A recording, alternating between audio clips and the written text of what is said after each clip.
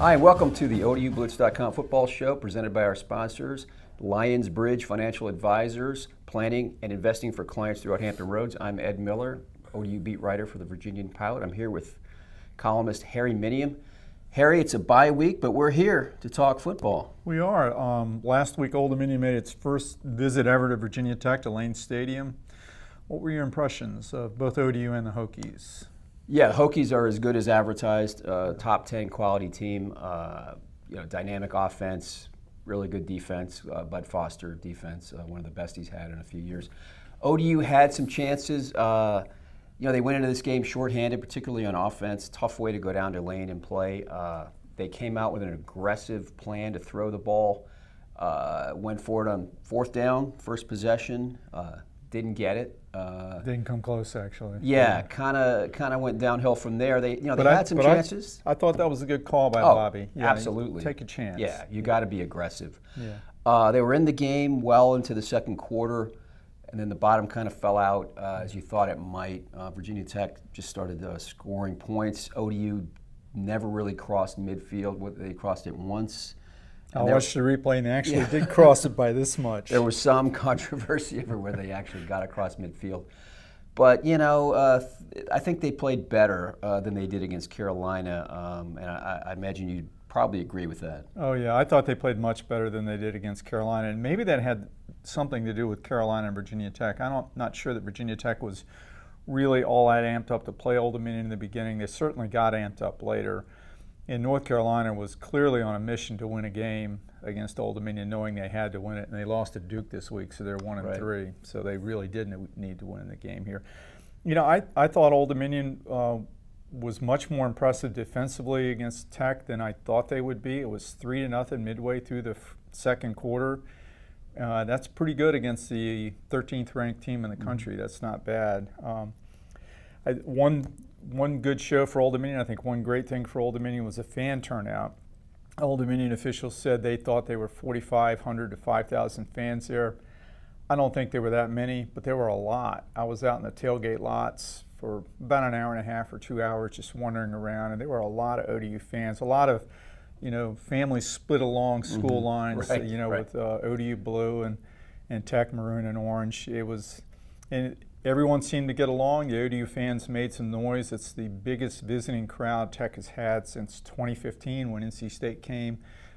It was a good impression for the ODU fan base, not so much for the team, but for the fan base, it was good. There was one cool thing at halftime that I thought was really neat, and that was the ODU band, the Marching Virginians, Virginia Tech's marching band, and the Heidi Tidies, the military, the cadet marching band. They were all combined to do a salute to Virginia. They formed the map of Virginia, and they had flag wavers, and it was pretty cool to see, to see both bands. I agree. Very nice gesture. The map of Virginia. That obviously took some coordination between the bands. They were practicing before the game. Yeah, so. Yeah. ODU did turn out. The fans were there. They made their presence known. Seemed like it was a nice day. A little hot and humid, but all in all, they stuck their toe in the water. They'll be playing Virginia Tech quite a bit over the next 14 or 15 years. Let's see, 12 times in the next 14 years. So Stephen Williams made his first start, 7, as you chronicled last week in your profile on him. He's the youngest quarterback in major college football. How did he do in his first start? I mean, he did pretty well. As Bobby Wilder said, he didn't have a lot of help, unfortunately, from their running game, from the receivers. The most impressive thing was probably just his athletic ability to stay on the field with a team like that. He was elusive. He had some Houdini-like escapes from the Virginia Tech clutches of their defenders, and extended plays. Had a couple balls dropped, more than a couple probably. Probably 4 or 5, yeah, I would think. So all in all, as Bobby Wilder said Monday, he really looked like he belonged out there with those level of athletes. This is the best team ODU will play all year athletically. Stevie Williams looked like he was, right at home. So, pretty good start for him. I think, his stats weren't very good, but it's not always about the stats, and you need some help. And all in all, Tech players went out of their way to compliment Williams, and I think it was sincere. Justin Fuente mentioned it as well.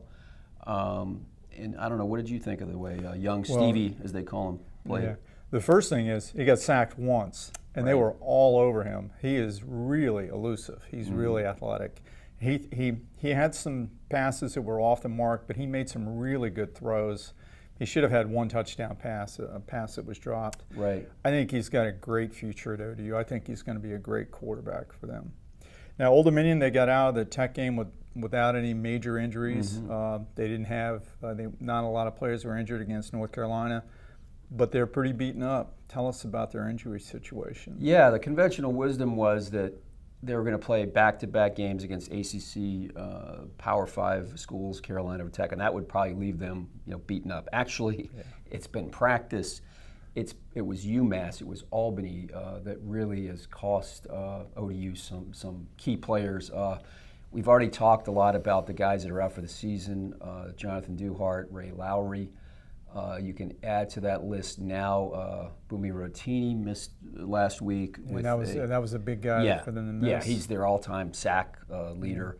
His backup, Daniel Apu, another defensive end, also out. They're going to be out for a couple more weeks at least. Melvin Vaughn was still out. Chad Hendricks still out. They're expected back for FAU, hopefully. Akeem Bundu Fitz, a special teams standout. He was hurt in practice. Jeremy Cox has been playing with a hip pointer. Very painful injury, I understand. He looks like he's injured. The way he's not quite running as hard as he usually does. Yeah, he's not himself, clearly. To his credit, he's been playing through that. So it's been, Bobby Wilder says he's got more injuries than he's ever seen, and he's been coaching for a long time. They've looked at what they're doing in practice to try to make sure there's nothing there.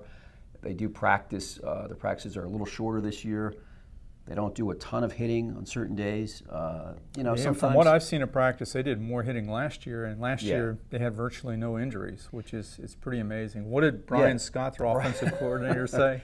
Brian Scott said the football gods are paying us back. And, obviously tongue-in-cheek, but there's a sense in football that the scales will balance. Some years you'll get lucky with injuries, other years not so much. I mean, Daniel Apu's injury was kind of a freak thing. He was apparently cutting the tape off his wrist after a game and sliced his hand, his finger. So that's the kind of thing that, you can't really account for. It's just bad luck to a certain extent. But they're hoping to get better. To heal a little bit this week. They've got some time off. Bobby gave them Sunday, Monday, Tuesday, Wednesday off. And then Thursday and Friday, they're going to go without pads. They'll be back at full go on Sunday. So nice little break for ODU. For all the kids with bumps and bruises, that'll give them some time to heal. Yeah, and we'll take a break ourselves to hear from our sponsors at Lionsbridge Financial Advisors. You embody dedication, sacrifice, and commitment. You are an elite athlete. You know the difference superior coaching makes. Lionsbridge Financial Advisors is here to be your financial coach. We'll help you pack for your athletic journey by gathering a complete picture of where you are and where you want to go, and by working with other trusted professionals on your behalf.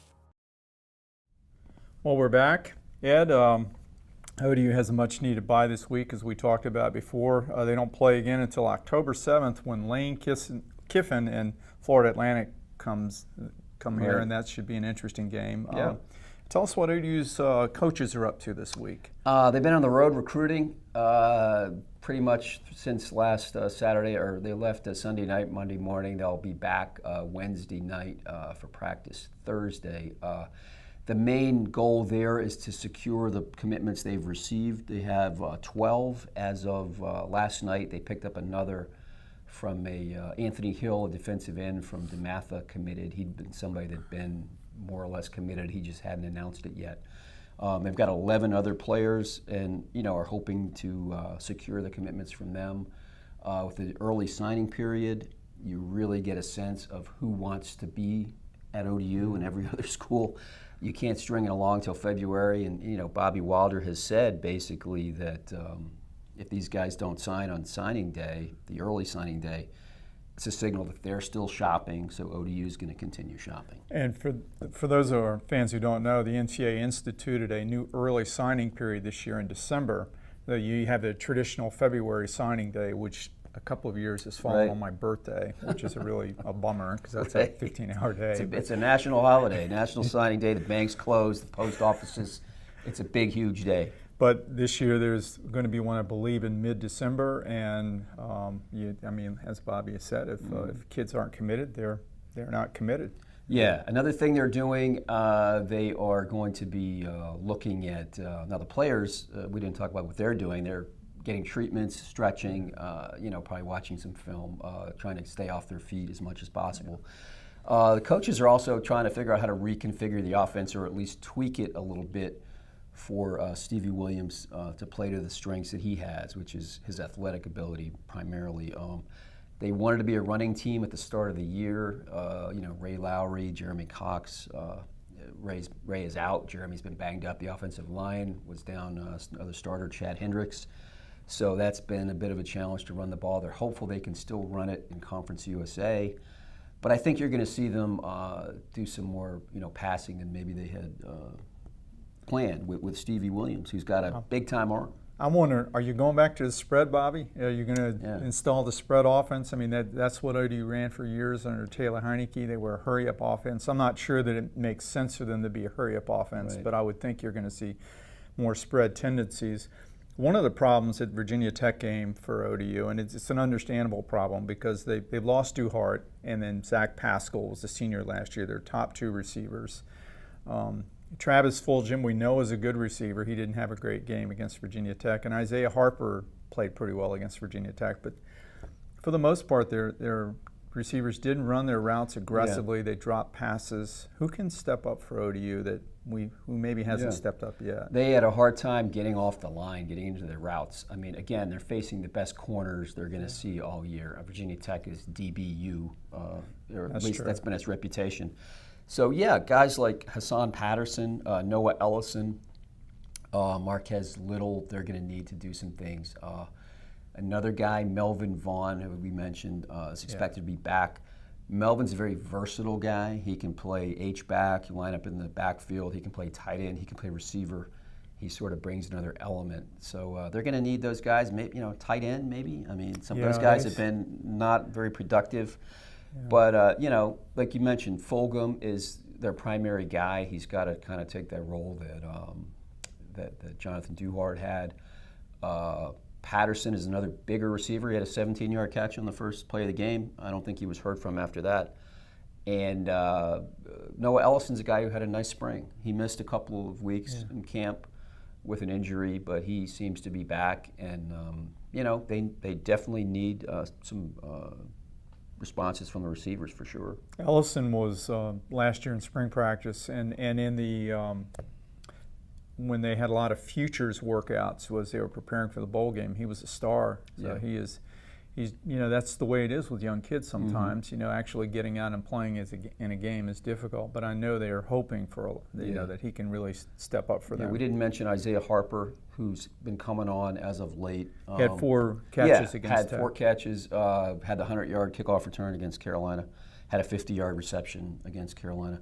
Speedy guy, probably the fastest guy in the team.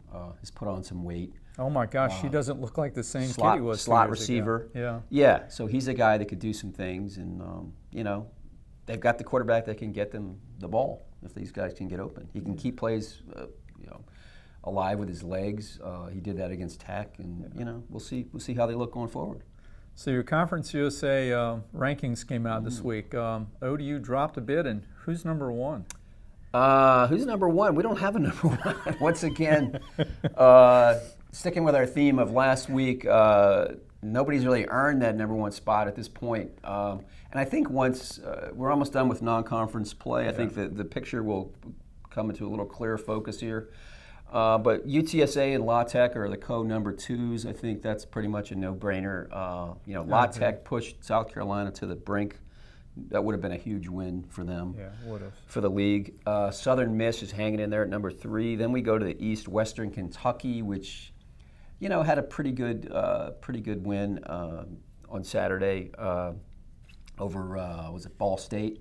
Middle Tennessee, Marshall, who's coming off a bye week, has a big game this week at Cincinnati. Then from there, North Texas, ODU, Florida International, which is a little surprising, and has a chance to be 3-1, 2-0 in the league. Then we've got UAB, which is very competitive. FAU, Rice, UTEP, and Charlotte. Again, yeah, Rice, UTEP, and Charlotte. They're in the. There's a guy who does the bottom 10, I believe, for ESPN. They're both. They're all three of them are in the bottom 10. Yeah. Yeah, it's it is what it is. The bottom of the league is bad. Is not too good, but another so-so week for Conference USA. It was. So that 17-16 loss for Louisiana Tech at South Carolina. What a heartbreaker! They lose on a last-second field goal. Jake Bentley, the brother of Schuler Bentley, the former ODU quarterback, I think it was 22 of 34, two touchdown passes. I mean, that's just a tough loss. For the rest of the league, Charlotte just got destroyed by Georgia State, 28-0, and that's not a very good Georgia State team. They're winless. Florida Atlantic lost at Buffalo. They're 1-3, that's a bad loss. New Mexico State crushed UTEP, which is 0-4. UTSA, Middle Tennessee, and Western, as you mentioned, all won. But by my count, and this is unofficial, as they say about balloting, Conference USA is 2-15 versus Power 5 schools, and 8-9 against the other mid-major schools. Not a terrible record, but not great either. Yeah, and one of those Power 5 schools is Baylor, who I think is winless. The O for Bears. Yeah, so it is what it is. They beat Syracuse. Middle beat Syracuse. I think they had 2 Power 5 wins last year, right? I believe they've had 2 the last 2 years. Yeah, so they're kind of right on schedule. And I'm not sure off the top of my head if there's any other chances to play P5s. I think there are a couple. Rice has got Pitt. Probably not going to win that game. No. So speaking of games, we'll look ahead and see what we've got going on this week. But we talked about Rice at Pitt.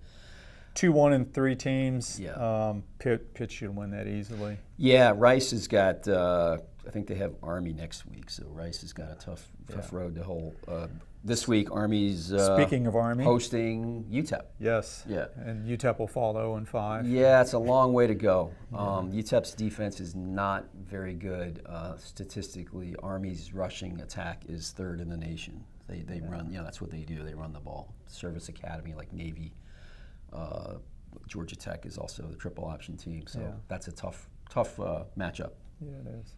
Charlotte at FIU. Be interesting to see how Florida International does in this game. I mean, if they don't beat Charlotte, they're not going to beat a lot of people. But if they do, they're 3-1. 3-1, 2-0 in the league. They're on top of the East. Who would have thought? No kidding. Middle Tennessee at Florida Atlantic. It's a big game for Middle. They need to win this game, and it's on one of the few games that everyone can access. It's on broadcast TV, Stadium TV, and on Twitter. Yeah. I mean, ODU fans might want to take a look at that game because FAU is the opponent next week, so you want to get a look at Lane Kiffin's team. Middle Tennessee will be without its quarterback, Brent Stockstill, probably till November, from what I'm hearing, which he'll probably be back in time to play ODU. That would be just ODU's luck this year. Yeah, real good quarterback, probably among the best, if not the best in the league heading into the season. North Texas and Southern Miss, that's a good conference game. That's a really good game. Yeah. See how that goes. Don't have a clear. North Texas is putting up a lot of yards, a lot of points. Southern Miss has a pretty good defense, at least statistically. So we'll see how that goes. Marshall at Cincinnati. That's an interesting game, as we talked about. Yeah, because Marshall is. They've beaten a couple of Mid-American Conference teams. They played NC State really well. They led NC State early, and it was a competitive game. They're probably the surprise team this year in Conference USA. Yeah, they have a common opponent. They've each beaten Miami of Ohio. Marshall, I think, beat them by 5.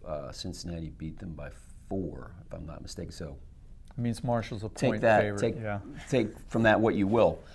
Sometimes those things don't really translate. Yeah. And we've got South Alabama at Louisiana Tech. I would expect the Bulldogs to take care of business in that game. Interesting fact about the Sun Belt, I believe there are 12 or 13 teams in the league, one team with a winning record. South Alabama at 1-3 is not one of them. That league's having a tough year. Yeah. So we got an open date this Saturday. I'll be watching some football games, getting some treatment in the treatment room. We writers get banged up in the schedule as well. Especially covering games at Foreman Field, which is tough to do. No. We've said enough about that. We're probably beating that into the ground. But so Harry, and you've got a rather interesting game to cover. Yeah, I'm headed back to Blacksburg, the 6-hour drive from Norfolk to Blacksburg, which is actually along Route 460 is a scenic drive. It's long, but it's I'm really looking forward to this. Number 2 Clemson at number 11 Virginia Tech. ESPN Game Day is there. Game's a sellout. Big opportunity for Virginia Tech. It's an 8 p.m. start, so don't look for it in your morning paper on Sunday. But go to pilotonline.com where we'll have updates, and I'll have a column Sunday morning on the game. And also follow me on Twitter if you want periodic updates. And buy the Sunday paper, because I'm going to have a column on the ODU football stadium and what I think are some flaws in the stadium study done by Populous Associates for ODU about a year and a half ago. Seems like a long time ago, year and a half. It does. A lot of things change. But they've hired Populous now to design the stadium, and there's some things I think that they ought to take a look at, and I think officials at ODU would not disagree with me. Mm-hmm.